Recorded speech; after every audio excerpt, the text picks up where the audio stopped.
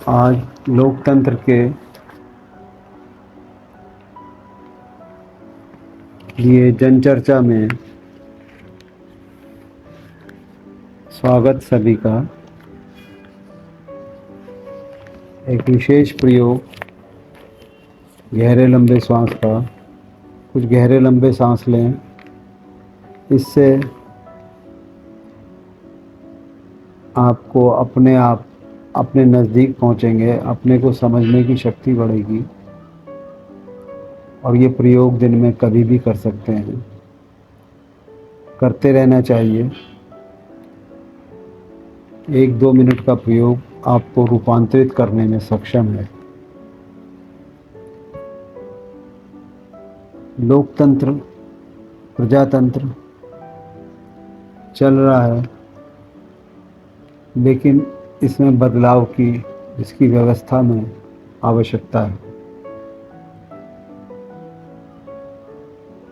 High court के, supreme court के senior advocate Ashwani Upadhyay एक इंटरव्यू में बताते हैं, बिहार में आज तक किसी चोर, डकैत, हत्यारे, बलात्कारी, अपहरण करने वाले का, फिरौती लेने वाले का एनकाउंटर नहीं हुआ। वो जो भरत तिवारी था, वो लगातार सिस्टम के खिलाफ बोल रहा था। बेशक उसका तरीका गलत था, उसे पिस्तौल लेकर नहीं घूमना चाहिए था, लेकिन सवाल यह है उसके पास पिस्तौल आई कहाँ से? बिहार में अवैध पिस्तौल बनाने वालों का एनकाउंटर क्यों नहीं होता?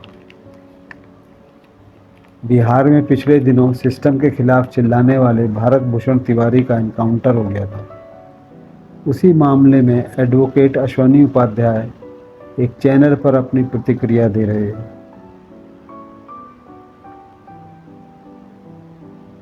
बिहार में भारत भूषण तिवारी चिल्लाकर कहता था कि बिहार के हर सरकारी विभाग में बहुत ज़्यादा भ्रष्टाचार बढ़ गया है। उसके खिलाफ वो आवाज़ उठा रहा था। बेशक उसका तरीका गलत था, पुलिस ने उसे सीधे गोली मारकर ख़त्म कर दिया।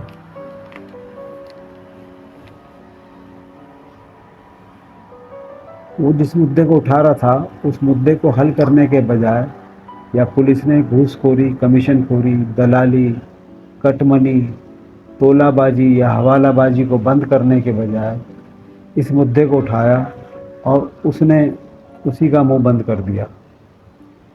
भ्रष्टाचार खत्म करने के बजाय भरत तिवारी को ही खत्म कर दिया गया।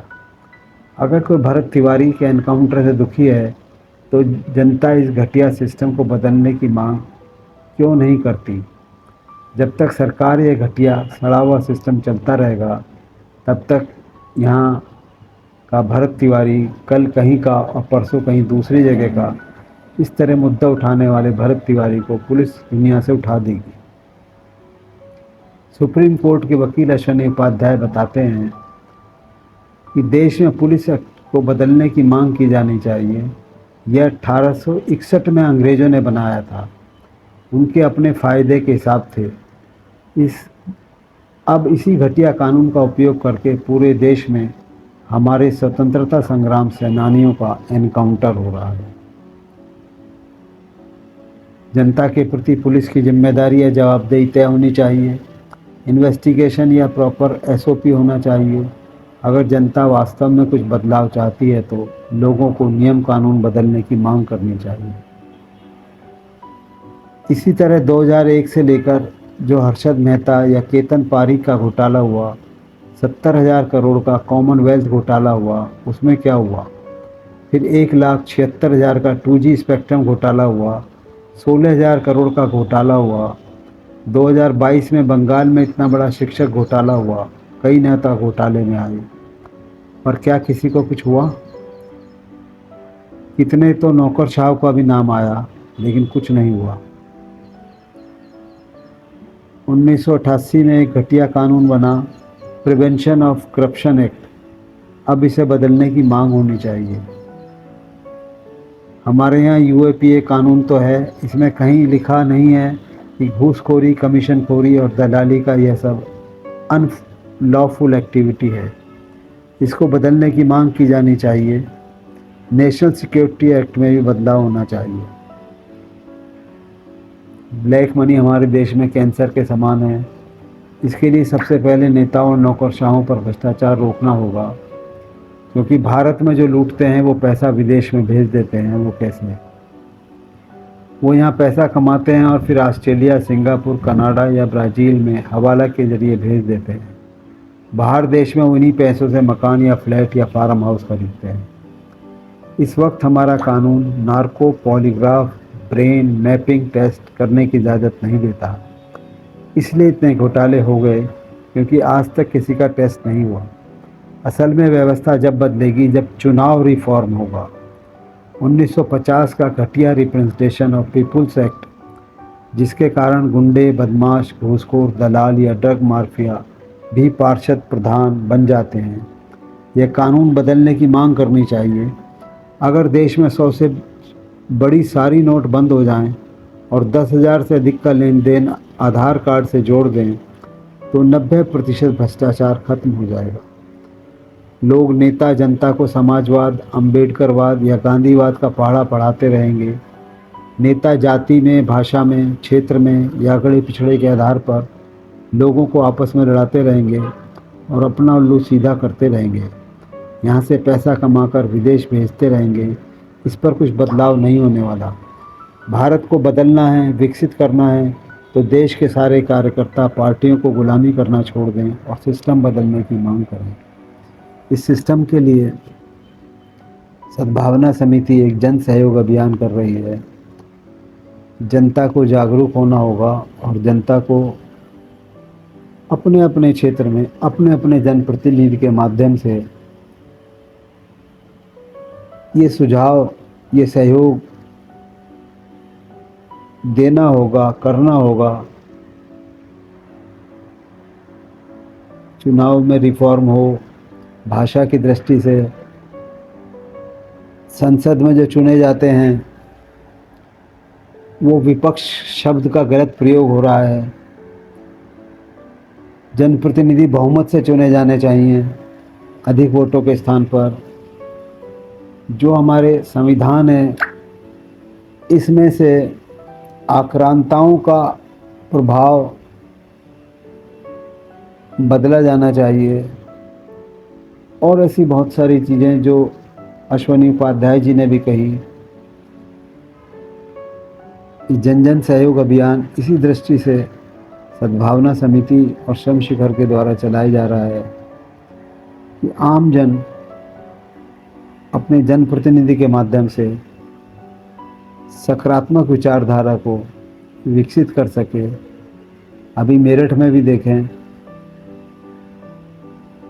एक तरफ सेंट्रल मार्केट प्रकरण है, दुकानें तोड़ दी गई, बुलडोजर एक्शन हुआ। दूसरी तरफ सर्किट हाउस के पास की दुकानें का अदालतों ने स्टे दे दिया। जो सड़क पर बैठे हैं कि कानून ये कहता सड़क पर जो बैठे हैं उनको हटा नहीं सकते। और दूसरी तरफ अपने घर में जो व्यापार कर रहे हैं, व्यापार की परिभाषाएं, आप व्यापार कर बिजली का कनेक्शन देते हैं, जीएसटी का लाइसेंस आप देते हैं, जीएसटी टैक्स का रजिस्ट्रेशन आप करते हैं, और भी जो टैक्स हैं उन सब का आप रजिस्ट्रेशन करते हैं, आयकर लेते हैं, आयकर कहाँ से लिया, क्या कर लिया। उसके बाद 10-20 साल बाद आपका नियम आता है, आप सेंट्रल मार्केट बन जाता है। ये व्यवस्था पूरे देश में है। तो संविधान का विकास होना चाहिए, जनता के अनुरूप होना चाहिए और इसके लिए जन जन को आगे आना होगा। और अब आंदोलन करने की आवश्यकता नहीं है, स्वतंत्रता में सहयोग करना होगा। जनप्रतिनिधियों के माध्यम से सहयोग किया जाना आवश्यक है। इस सहयोग के से ही देश विकसित होगा। और अभी जो स्थितियां चल रही हैं, क्योंकि इन 80 सालों में जो हमारे बाद देश आज़ाद हुए, हमारी आज़ादी के बाद जो देश परमाणु बम से ध्वस्त हो गए, जैसे जापान, वो कहाँ पहुँच गए, चीन हमारे बाद आज़ाद हुआ कहाँ पहुँच गया। तो इसका सीधा अभिप्राय है कि संविधान को विकसित करना होगा, व्यवस्था को, शासन की व्यवस्थाओं को, कार्यपालिका हो, न्यायपालिका हो या संविधान पालिका हो। अब संसद सीधी दिखाई जाती है, लाइव दिखाई जाती है, जन जन को पता है संसद में क्या समय की प्रतिबद्धता होनी चाहिए, क्या भाषा की प्रतिबद्धता होनी चाहिए, क्या समय की प्रतिबद्धता होनी चाहिए, क्या गुणवत्ता होनी चाहिए। और सबसे पहले संसद में ये विकास हो तो इसका पूरे देश पर असर पड़ेगा। जो नीति निर्धारक हैं उनकी गुणवत्ता बदलेगी, तो सुधार ऊपर से नीचे होगा, नीचे से ऊपर सुधार संभव नहीं है। बिल्ली के गले में चूहा घंटी नहीं बांध सकता, बिल्ली के गले में बिल्ली ही घंटी बांध सकती है। चूहा की घटना हमें याद दिलाती है कि चूहा बिल्ली के गले में घंटी नहीं बांध सकता, इसलिए सुधार ऊपर से होगा। पिछले 10-12 सालों में वर्तमान प्रधानमंत्री, वर्तमान सरकार के माध्यम से सुधार की प्रक्रिया चल रही है। ये बहुत अच्छा संकेत है भारत के लिए, लेकिन जितना सुधार होना चाहिए वो भी नहीं हो पा रहा। जाति भेद को नहीं समझा जा रहा, जाति भेद नहीं है। कार्य शैली के विकास के लिए जातियां बनाई गई थी, अब उनका राजनीतिक रूप से हर चीज़ का दुरुपयोग हो रहा है। चाहे राम मंदिर का प्रकरण हो, कोई सा प्रकरण देख लें, हम राजनीतिक उपयोग करते हैं लेकिन व्यवस्था का प्रयास नहीं करते। चोरियां होती हैं, डकैतियां होती हैं, घोटाले होते हैं, सज़ा देंगे, जांच होगी, 20-30 साल बाद जो है होगा। आज भी 70 साल बाद एक अखबारों में आज है कि 70 साल बाद जो है एक हुआ है, जबकि 4 पीढ़ियां बदल चुकी। परिणाम उसका क्या बोलते हैं, न्याय व्यवस्था, न्याय हुआ है किसी मुकदमे में। आप देखिए ऐसी अवस्था में जब 4 पीढ़ियां बदल जाएं तो उस निर्णय की क्या व्यवस्था है, क्या उसका परिणाम होगा, प्रभाव होगा, और ऐसे प्रभाव से देश का विकास कहाँ होगा, कैसे होगा। सुप्रीम कोर्ट ने सुलझाया 70 साल बाद पुराना विवाद। उस केस में शुरू हुआ जब पैदा भी नहीं हुए थे फैसला सुनाने वाले जज। 4 पीढ़ियों ने लड़ी कानूनी लड़ाई, गुजर गए कई लोग। ऐसे देश में बहुत आवश्यक है जन जन सहयोग अभियान। अब हड़तालें नहीं होनी चाहिए, अब आंदोलन नहीं होने चाहिए, अब जन सहयोग कार्यक्रम होने चाहिए। जैन जी को भी समझना होगा, अब हम कांकरोच पार्टी से आंदोलन का लाभ के बजाय कांकरोच पार्टी बने। कांकरोच भी अगर आप देखें, कांकरोच का तो सफाई करता है, स्वयं सफाई करता है। तो अगर कांकरोच पार्टी बनी है तो ये सहयोग करे, सफाई करे, तो इसका कुछ लाभ होगा। आंदोलन, पुरानी प्रथा ये बदली जानी चाहिए। बहुत सारे बदलाव समाज में भी बदले जाने चाहिए, और यही बदलाव राजनीति में, क्योंकि राजनीति में भी समाज के ही लोग होते हैं, तभी वहाँ प्रभाव पड़ेगा। और सब मिलकर समग्रता से काम होना चाहिए। और जन जन से अपील, प्रार्थना, निवेदन कि वो अपने विचारों को वीडियो बनाकर भेजें, हम इस चैनल पर प्रसारित करेंगे। आज यहीं विराम देते हैं। धन्यवाद।